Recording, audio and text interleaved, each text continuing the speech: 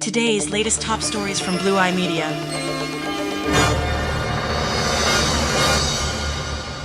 And now from our global friendly partners. So Trump supporters are now saying that they don't want Donald Trump to just deport migrants to alligator Alcatraz, but they want him to deport the entire Hispanic population to alligator Alcatraz, even if they are U.S. citizens. So here is what Laura Loomer, a top MAGA influencer who often has the ears of the president, just posted on her account. Quote, "Alligator lives matter. The good news is alligators are guaranteed at least 65 million meals if we get started now." So guess how many Hispanics there are in the United States?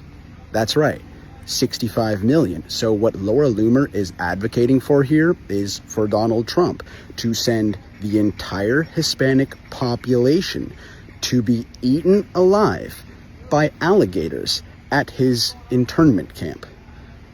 What are we doing here, guys? And how is it possible that he increased his voter share among Latinos in the 2024 election? That will never make sense to me, and this is crazy. We have some news right now. Kilmar Abrego Garcia was tortured in El Salvador's CECOT prison facility.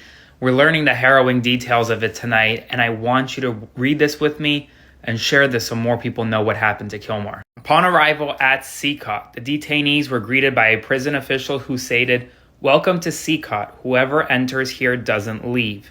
Abrego Garcia was then forced to strip, issued prison clothing, and subjected to physical abuse, including being kicked in the legs with boots and struck on his head and arms to make him change clothes faster.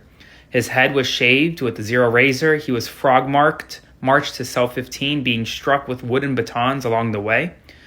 He and 20 other Salvadorans were forced to kneel from approximately 9 p.m. to 6 a.m., with guards striking anyone who fell from exhaustion. During this time, he was denied bathroom access and soiled himself.